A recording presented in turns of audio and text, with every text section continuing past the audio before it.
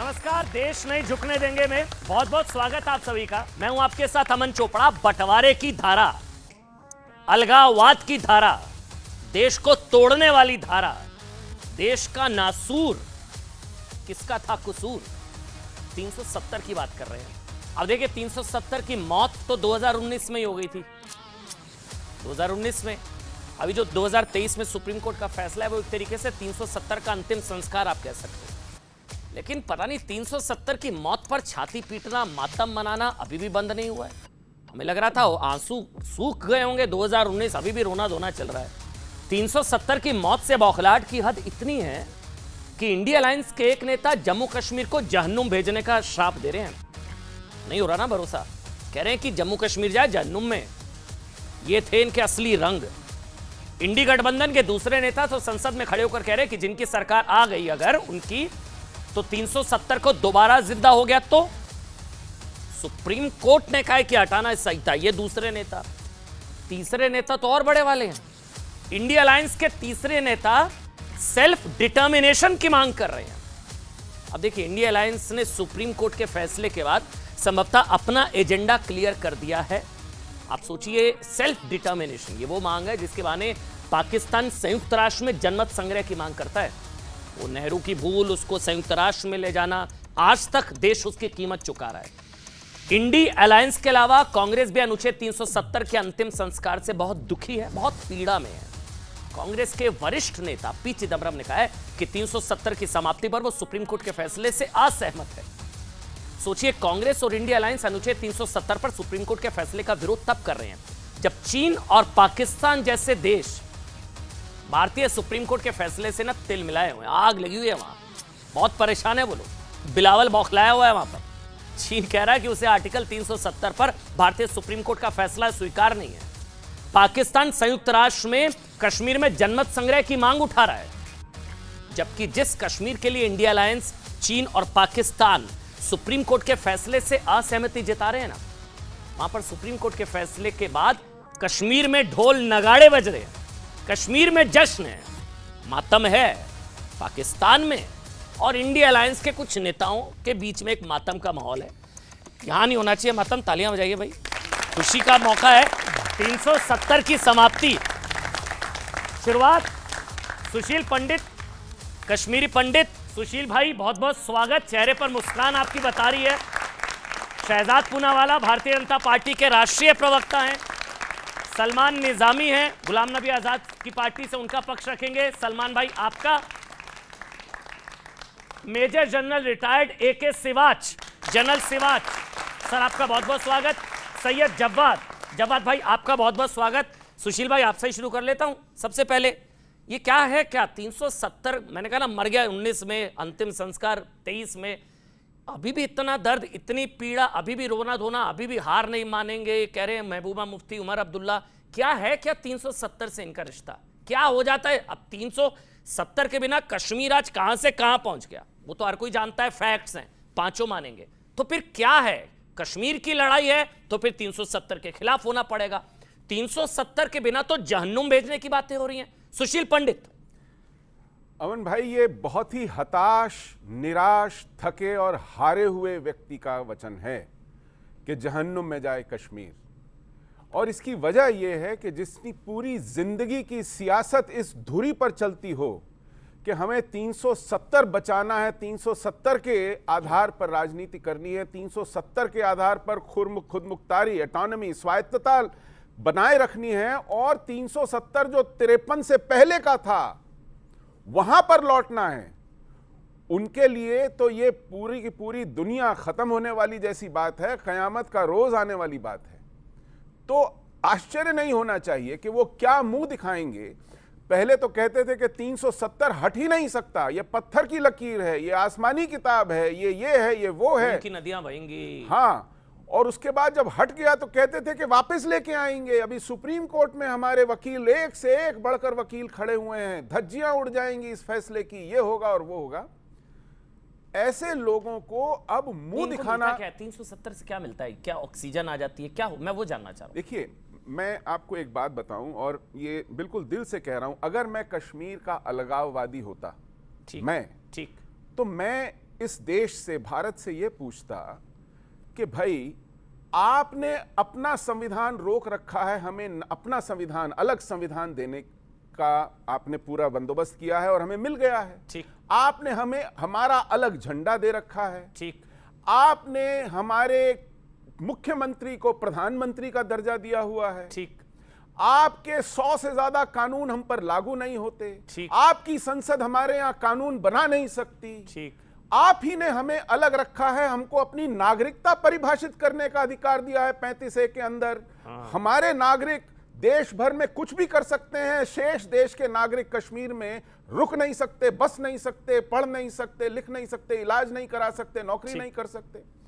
आप ही ने हमें अलग रखा है और आप फिर हम पर अलगाववादी होने का आरोप क्यों लगाते हैं भाई? ठीक, तो वो हमने बेसिकली अब तो मिलन करा दिया ना। तो फिर अगर आप अलगाववादी हैं कि इस तो ये दीवार मैंने गिरा दी ना फिर। बिल्कुल।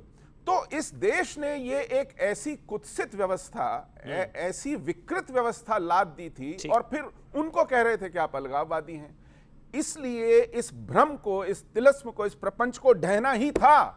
इसके चलते कश्मीर में जिहाद पनपा, इसके चलते कश्मीर में भारत का लाखों करोड़ रुपया अपव्यय हुआ, इसके चलते कश्मीर में जिहाद आया और इसके चलते कश्मीर में मुट्ठी भर हिंदुओं का एक समुदाय था, उसकी नस्लकुशी की गई, उसको वहां से बेदखल किया गया। इसके चलते आज भी कश्मीर लहूलुहान है, अपने जख्म चाट रहा है। तो ऐसे लोगों की राजनीति जो इस बलबूते पर चलती थी, वो कोहराम मचाएंगे ही मचाएंगे। शहजाद, मतलब ये क्या होता है कि जैसे मतलब परिवार प्राइवेट लिमिटेड होता है, वो वाली दुकान पर बहुत बड़ा ताला लग गया संभवतः, इसलिए जो परिवार हैं जिन्होंने सालों साल कश्मीर पर राज किया, आज बद्दुआ दे रहे हैं कश्मीर को। बद्दुआ जन्नम में जाए जम्मू कश्मीर। शहजाद, क्योंकि आपकी बहुत तो रंग आ गया, अच्छा कलर सामने आ गए इन सबके। बहुत यंग ऑडियंस बैठी है, तो मैं ऐसे समझाऊंगा कि 2019 5 अगस्त को 370 की मैयत हुई और 11 दिसंबर 2023 को उन समर्थकों का मोए मोए मोमेंट हो गया।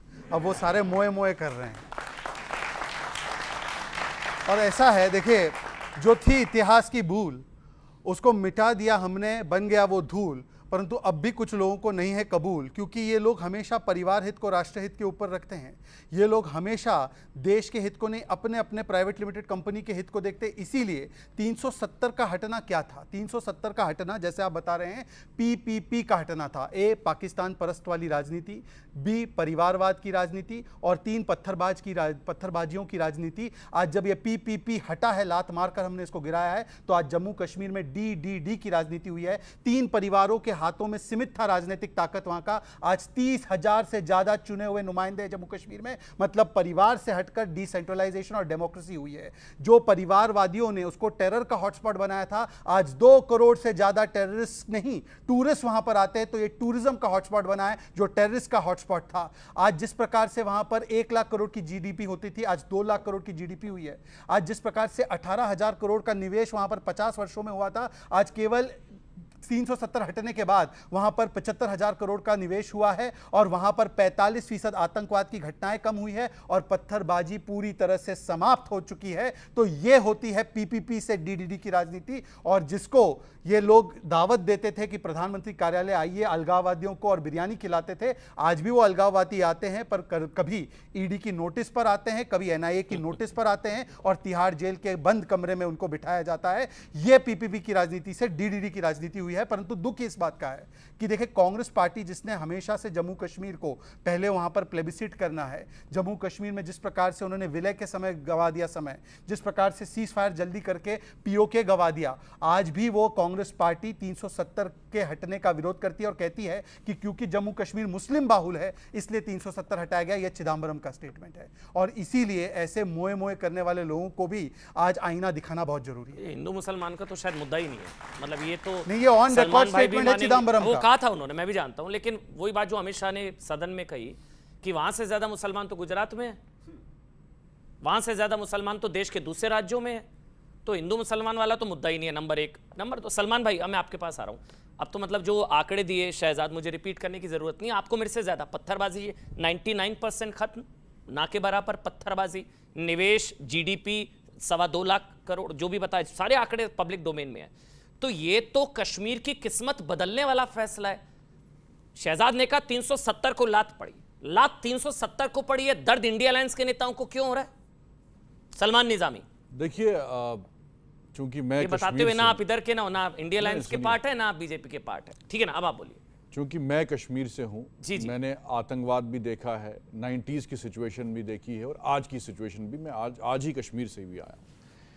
देखिए, जहां तक सुप्रीम कोर्ट का सवाल है, हम सब सम्मान करते हैं, वर्डिक्ट का सम्मान करते हैं। अब चुनाव भी होने जा रहे हैं तो जवाब मिल जाएगा, जनता जवाब देगी।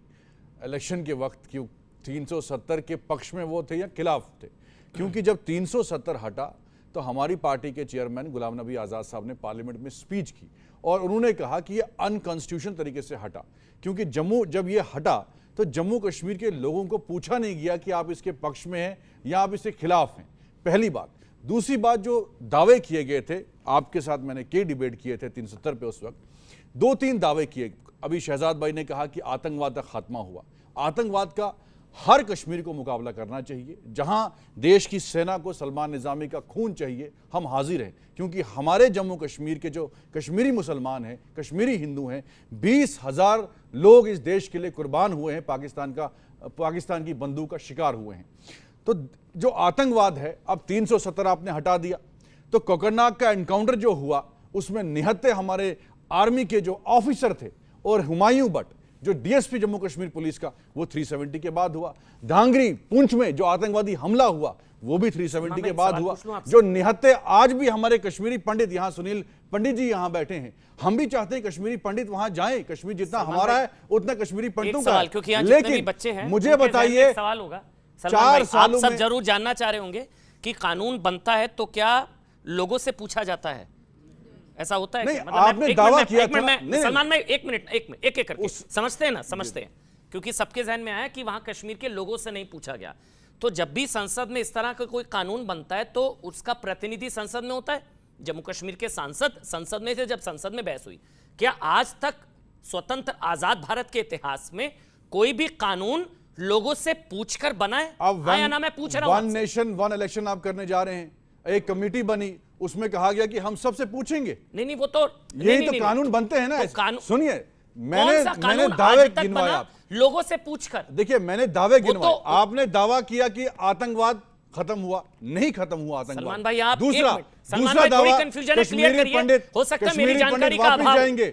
अभी तक कितने कश्मीरी पंडित वापस गए? क्या सुशील पंडित भाई ने वहां घर खरीदा, घर बनाया? कश्मीर के लोग जो हैं, एक मिनट रुक जाइए। अभी सलमान भाई बच्चे जानना चाह रहे हैं, हो सकता है हमारी जानकारी कम हो। मेरे हिसाब से जो हाँ बताइए शहजाद, नियम क्या है? मतलब जनता से पूछकर कानून? मैं जवाब देता से पूछ के बना था क्या? जवाब देता हूं। देखिए, ऐसा है कि जब ये सवाल है, सुनिए एक सेकंड अमन जी, मैं जवाब देने के लिए सक्षम हूं। जब देश आजाद हुआ और 500 से अधिक रियासतों को साथ किया गया, सरदार पटेल ने 500 रियासतों का काम देखा, एक नेहरू जी के पास था, तो 500 रियासतों के साथ वही विलय का दस्तावेज साइन किया गया जो जम्मू कश्मीर के साथ। जम्मू कश्मीर को स्पेशल स्टेटस टेम्पररी प्रोविजन के आधार पर दिया गया। तो क्या पूछा गया? क्या पूछा गया देश के लोगों से?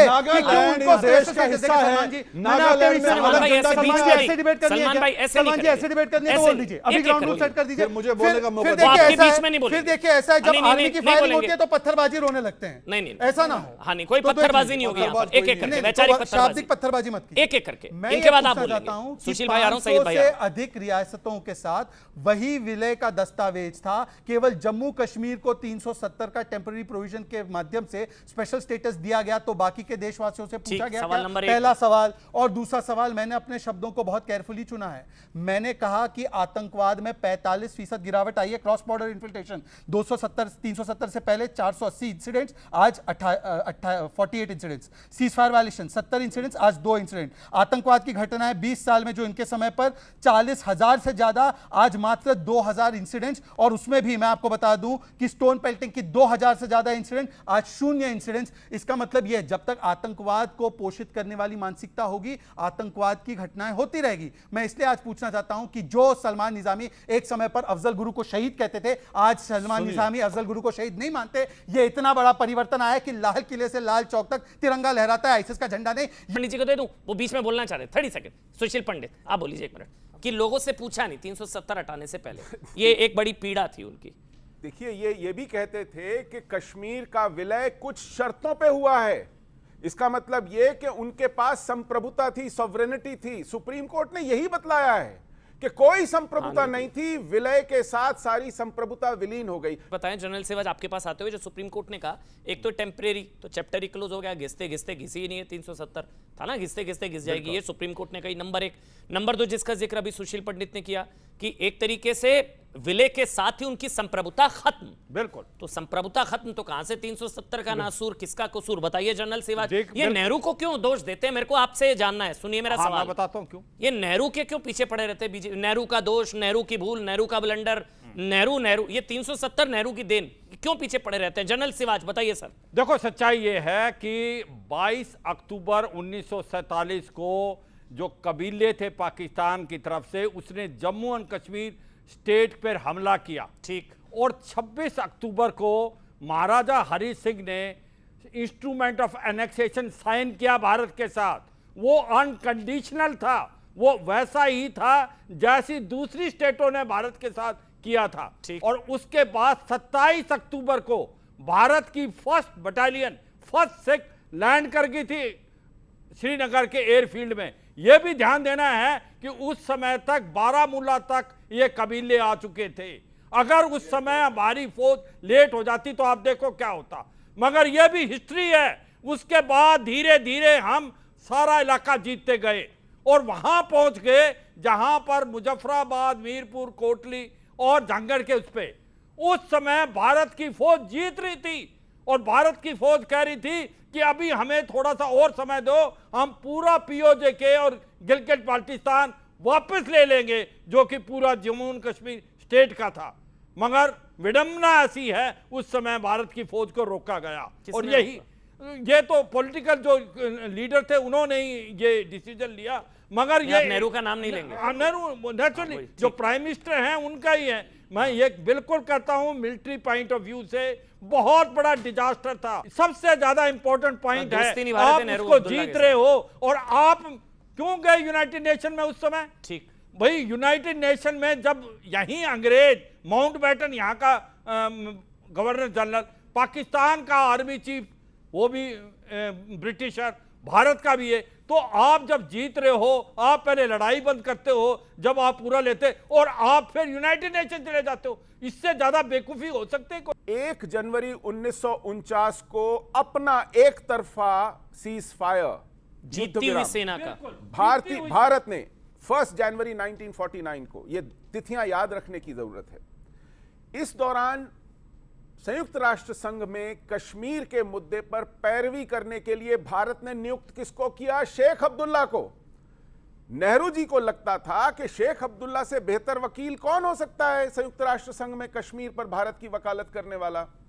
और उन दिनों न्यूयॉर्क जाना कोई 1-2 दिन का काम नहीं था। वो जाते थे, हफ्तों तक वहां रहते थे, फिर वापस आते थे, फिर हफ्तों वहां रहते थे, वापस आते थे। और इस दौरान वहां पर अमेरिका और ब्रिटेन के लोगों ने उनसे संपर्क किया, उनको ये सपने दिखाए कि आप अपना एक स्वायत्त राज्य बना सकते हैं जिसकी सिक्योरिटी की, सुरक्षा की गारंटी हम देंगे, हम महाशक्तियां हैं।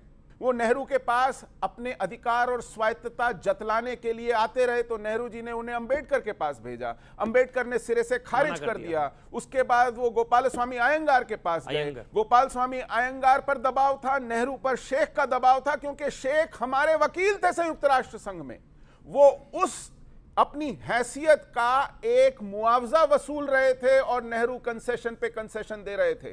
तो 370 उस स्थिति में आया और उसके बाद 1951 में कॉन्स्टिट्यूएंट असेंबली बनती है, नेहरू शेख डायलॉग होता है और कंसेशंस दिए जाते हैं। आप वजीर आजम होंगे, आपका अपना झंडा होगा, आपकी अपनी खुद मुख्तारी होगी। ये सारे के सारे एक चीज नहीं समझ आई मेरे को। और उसके बाद जब नेहरू जी, मैं इसको खत्म करता हूं, उसके बाद जब नेहरू जी को इसके तथ्य मिले, दस्तावेज मिले कि वो किस तरह की मिली भगत अमेरिकन और ब्रिटिश एजेंट्स के साथ चल रही है, तो 1953 में उन पर हथकड़ियां लगाई गईं, उनको सत्ता से बाहर किया गया, उनको कश्मीर से निष्कासित किया गया, जेल में डाला गया।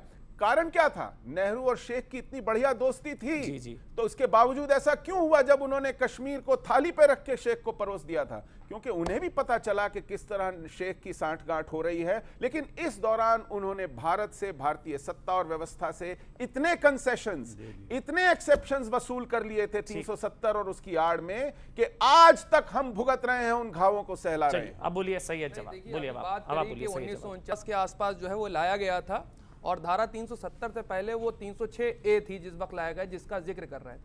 उस वक्त समर्थन में आपको पता कौन कौन था? श्यामा प्रसाद मुखर्जी भी थे उस समर्थन में। और आप गलत फैक्ट, अब आप बीच में ना बोलिएगा, मुझे थोड़ा सा बोलने हाँ, दीजिए। बोलिए, आप और बोलिए, उस उसके बाद वक्त बोलूंगा। श्यामा प्रसाद मुखर्जी भी धारा 300 समर्थन के समर्थन में थे। धारा और 370 के समर्थन में जी, श्यामा प्रसाद श्यामा प्रसाद जिन्होंने मुखर्जी अपने थे। प्राणों की आहुति हाँ, दे दी तो एक देश फिर एक देखिए, विधान के लिए। अब हाँ, आपका पूरा नाम पूरा अमन है, नहीं, मैं लेकिन अमन और कंफर्म चैन की कर रहा बात था। आप करते सर, नहीं। आप आपके अमन साथ में क्या खलल होता है? डालेंगे ना, तो मेरे नहीं, को नहीं, बीच में गलत नहीं बोलना कहता हूं पड़ेगा। मैं। हाँ, बोलिए, मैं गलत नहीं बोलिए, कहता हूं। सैयद, आप सैयद। एक्चुअली आपको देखना हाँ, पड़ेगा। उस पूछूंगा वक्त श्यामा मैं प्रसाद जानना मुखर्जी ने चाहूंगा। ठीक। धारा 370 का समर्थन करा, जिसको ये कहते हैं एक देश एक विधान एक संविधान की बात। वो नारे भी चुराए गए, वो स्टूडेंट यूनियन के उस वक्त के नारे थे, जिसको श्यामा प्रसाद मुखर्जी ने फिर अपने साथ मिला लिया। उस वक्त उनके भी नारे नहीं थे वो। और ये बात कर रहे हैं उस वक्त सिर्फ एक शख्स से जिन्होंने विरोध करा। जब वोटिंग हुई तो एक शख्स से जिन्होंने विरोध करा, उनका नाम था हसरत मोहानी, जिन्होंने इनकलाब जिंदाबाद का नारा दिया था। और उन्होंने ये कहा था कि स्पेशल स्टेटस के दर्जे को नहीं देना चाहिए, क्योंकि हम सभी राज्यों को अगर इक्वली देखते हैं। तो उस वक्त के लोगों ने, उसमें जो है सरदार पटेल साहब भी मौजूद थे, नेहरू साहब भी था, उन्होंने कहा वहां की ज्योग्राफिकल कंडीशन अलग है, वहां पे चीजें अलग हैं, वहां के लोगों की परिस्थितियां अलग हैं, इसलिए स्पेशल स्टेटस का दर्जा दिया जाता। और बहुत सी ऐसी राज्य हैं जिनको स्पेशल स्टेटस का दर्जा दिया गया। धारा 370 जो थी कश्मीर को भारत के साथ जोड़ने के लिए लाई गई थी, ना कि तोड़ने के लिए लाई गई थी। पहले तो गलत फैक्ट्स के साथ बात करते हैं, और ये जो कहते हैं ना मोए मोए, मुझे लगता है भारतीय जनता पार्टी के प्रवक्ता आजकल सोए हैं। मैं सवाल पूछ रहा हूं, लेकिन जो सुप्रीम कोर्ट का फैसला आया 370 हटाना सही था, ये तो 370 का नासूर खत्म हुआ, वो स्वागत योग्य आपको है, लग रहा होगा हाँ या ना?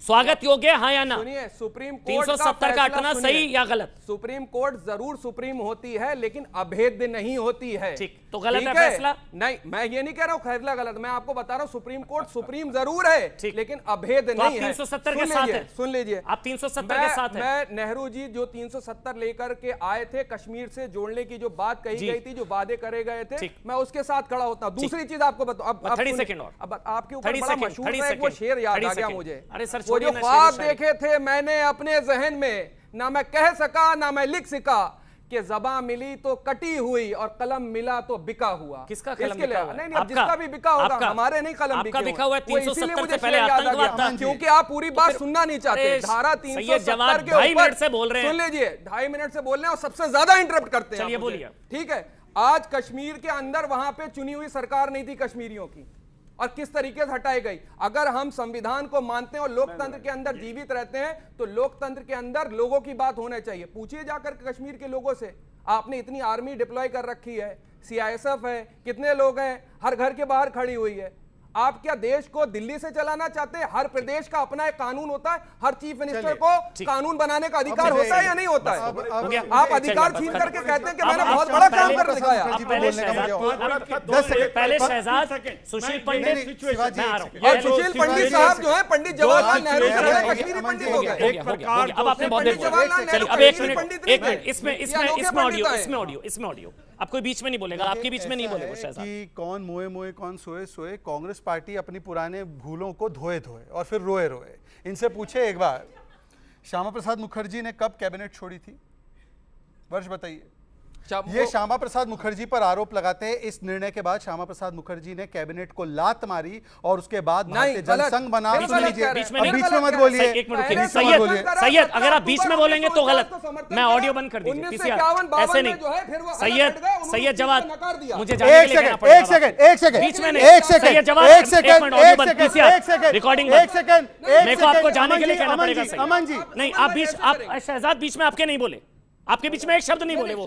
नहीं, आपके बीच में नहीं बोले। नहीं, हाँ, आप भी 10 बातें गलत बोले। हमने कौन सी एक अरे सेकंड, सर, अमन वो जी, मुझे लगता ऑडियंस है- तय करेगी ना, आप अमन नहीं जी, तय करेंगे ना। अमन जी, जाइए, अमन जी, बीच अभी में नहीं देखिए, बोलेंगे। उन्होंने ऑडियो बहुत बंद। सेल्फ गोल कर दिया। ऑडियो बंद। उन्होंने अभी कहा, इसमें ऑडियो है। उन्होंने अभी कहा श्यामा प्रसाद मुखर्जी ने 52 में कैबिनेट से हटने का काम किया। ये कहा ना, श्यामा प्रसाद मुखर्जी ने 8 अप्रैल 1950 को अपना इस्तीफा दे दिया था कैबिनेट से। ये फैक्ट है, ये झूठ बोलेंगे। ये बोल रहे 370 जोड़ने वाली कड़ी है, तो बताइए आंबेडकर जी ने पूरे संविधान को ड्राफ्ट किया, वो क्यों नहीं ड्राफ्ट किया?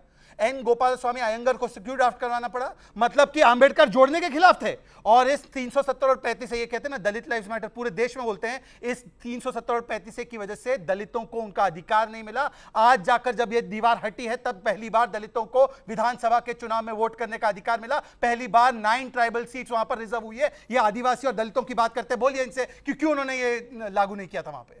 तो मुझे लगता है कि ये जोड़ने वाली कड़ी थी, दलितों को अधिकार से वंचित रखना, आदिवासियों को अपने अधिकारों से वंचित रखना। सैयद, आप बीच में नहीं बोलेंगे मुझे। नहीं, पहले श्यामा प्रसाद मुखर्जी सैयद, और सैयद, बाद एक मिनट, में बदले अब ना एक वो। मिनट, सुशील और आखिरी पंडित, बात, उसको नहीं बताएंगे। और आखिरी बात, मैं 17 और आखिरी बात, और आखिरी सैयद, मैं आपको एक सेकंड देखिए, मैं एक्चुअली अमन जी एक लास्ट देखिए, जनता समझती है, जनता भली भांति समझती है, सैयद, जनता भली भांति सुशील पंडित समझती बोलेंगे है इसके कि कौन उत्तेजित हो रहा है और कौन फैक्ट्स अपने सामने रख रहा है। इन्होंने कहा, किसको ज्यादा दिया जा रहा है, इन्होंने कहा, बोलने का हक इन्होंने किसको कहा, दिया एक जा रहा है, सेकंड, चुप इन्होंने किसको कहा, कराया जा रहा है, जनता ये भी तो देख रही इन्होंने है। अभी सैयद जवाद ने कहा कि उसके बाद आना, सुशील 370, इन्होंने ये कहा कोट अनकोट 370 जोड़ने वाली कड़ी है। हाँ। नेहरू जी का ऑन रिकॉर्ड स्टेटमेंट है कि 370 घिसते घिसते साबुन की तरह घिस जाएगा। क्या नेहरू जी अखंडता के खिलाफ थे? मतलब 370 हटाने की परिकल्पना नेहरू जी की थी। ठीक, अब तो पंडित बताइए कि ये वो जोड़ने वाली कड़ी भी थी और नेहरू जी हटाना भी चाहते चलिए, थे। 3 सवाल है, बताइए। 3 सवाल है, एक मिनट रुक जाइए। जवाब दे दो। अब नहीं, अभी नहीं, पहले सुशील पंडित बोलेंगे। 3 सवाल सभी बोल ले। है। पहले तो श्यामा प्रसाद मुखर्जी ने कैबिनेट से इस्तीफा क्यों दिया? पहला नंबर, सबसे बड़ा, वो सबसे बड़ा जवाब है। अब आप शांत रहिए। दूसरा, अंबेडकर हाँ, इसका जवाब भी ले लीजिए। अंबेडकर ने 370 के कानून का ड्राफ्ट क्यों नहीं तैयार किया? दूसरा, और तीसरा जो श्यामा प्रसाद मुखर्जी का जिक्र किया। पहला पंडित जी आप बोल लीजिए, उसके बाद मैं आपके बाद धन्यवाद जनरल अमन जी। सिवाच और सलमान भाई आपके पास आऊंगा। सुशील पंडित बीच सबसे में मत पहला- बोलिएगा। हाँ, सबसे पहला तथ्य यह है कि भारत की संविधान सभा में एक नियम पहले तय किया गया कि यहां कोई भी प्रावधान वोटिंग करा के नहीं होगा, सर्वसम्मति से होगा। देश में एक अंतरिम सरकार थी, चुनी हुई सरकार नहीं थी, और वो पूरे के पूरे राजनीतिक परिदृश्य को रिप्रेजेंट करने वाली सरकार थी। इसीलिए उस सरकार में अंबेडकर भी थे कानून मंत्री, इसीलिए उस सरकार में श्यामा प्रसाद मुखर्जी भी थे। और देश के सामने ये चुनौती थी, क्योंकि अंग्रेज कह के गया था कि हमारे जाते ही ये देश टुकड़ों में बिखर जाएगा, ये लोग सत्ता संभालना नहीं जानते हैं। तो उस वक्त सर्वानुमति का ये तकाजा था। नेहरू इस जिद पे अड़ करके गए थे विदेश। सरदार पटेल को जिम्मेदारी देके गए थे कि आपने संविधान सभा को मनवाना है 370 के ऊपर। इसीलिए सरदार पटेल ने उसमें उस समय टेम्पररी और ट्रांजिएंट प्रोविजन डाला, ताकि इसके लिए, हाँ, उसको अस्थाई बनाने का प्रावधान डाला, ताकि संविधान सभा को इस पे राजी किया जा सके। और संविधान सभा ने बेमन से उसको, क्योंकि शुरू में उसी संविधान सभा ने इसको रिजेक्ट किया था, कांग्रेस की कार्य समिति ने इसको रिजेक्ट किया था, लेकिन नेहरू की जिद के चलते सरदार पटेल को संविधान सभा को इस बात के लिए मनवाना पड़ा कि इसको कुछ दे। उनका भाषण सुनिए, गोपाल स्वामी अयंगर का और सरदार पटेल का भाषण, उसमें कहते हैं कि ये इस वक्त युद्ध की स्थिति में है, कश्मीर का 40% हिस्सा पाकिस्तान के हाथ में है, संयुक्त राष्ट्र संघ में कश्मीर का मुद्दा लंबित है, इसलिए कृपया इस अस्थाई प्रावधान को पास हो जाने दीजिए। लेकिन जब उस अस्थाई प्रावधान के ऊपर एक के बाद एक लेयर चढ़ाई जाती रही कि अब हमारा अपना झंडा होगा, हमारा अपना संविधान होगा, हमारी अपनी नागरिकता होगी, हमारा प्रधानमंत्री होगा, हमारा सदर रियासत होगा, हमारी खुद मुख्तारी होगी। जानते हैं शेख अब्दुल्ला ने संविधान सभा की, कश्मीर की संविधान सभा के अपने पहले भाषण में क्या कहा था? उन्होंने कहा था कि Kashmir is an independent Republic in the Republic of India. 1951 में ये तब सपने देख रहे थे कश्मीर की आजादी के, और उस वक्त ये एक के बाद एक कंसेशंस लिए जा रहे थे। मैं अब वो सवाल के साथ पढ़ते नहीं और झूठ बोलते हैं यहाँ। मैं सलमान भाई उस सवाल पे लौट रहा हूँ। सैयद जवाद, जनरल सिवाज, सुशील पंडित, शहजाद, जिसने जो भी कुछ कहा हिस्ट्री को लेकर, इतिहास को लेकर, तो फैक्ट है। मैं सवाल पर आ रहा हूँ, इसलिए मैं सवाल पर आ रहा हूँ। अब आगे की बात करते हैं। आपको लगता है कि घाटी को वाकई 370 की जरूरत है? जब जम्मू कश्मीर, जब फारूक अब्दुल्ला ने कहा कि जहन्नुम में जाए जम्मू कश्मीर, तो शायद वो संभवतः 370 वाले दौर की बात कर रहे थे, या अपने दौर की बात कर रहे थे। जहन्नुम तब था या अब है आपके हिसाब से? सलमान निजामी, क्या वाकई कश्मीर को 370 की जरूरत है अभी फिलहाल? सलमान निजामी, देखिए, जवाहरलाल नेहरू जी भी चले गए और बाकी जो भी थे, श्यामा प्रसाद मुखर्जी भी, हम उनको नमन करते हैं, लेकिन हम जिंदा हैं आज। आज हमें कश्मीर की बात तभी तो करनी पूछा, चाहिए। जरूरत है, चाहिए कश्मीर 370। पहले भी स्वर्ग था, आज भी स्वर्ग है, और आने वाली 10 पीढ़ियां, चाहे बीजेपी रहे या कोई और पार्टी रहे। जन्मभूमि मम पुरी सुहावनी, उत्तर दिशि बह सरजू पावनी। अयोध्या करोड़ों की आस्था का केंद्र, भव्य राम मंदिर का दिव्य स्थल। इस पुण्य भूमि पर होगा सबसे बड़ा उत्सव। अयोध्या में तय है श्री राम महापर्व। सिर्फ न्यूज़ 18 इंडिया पर।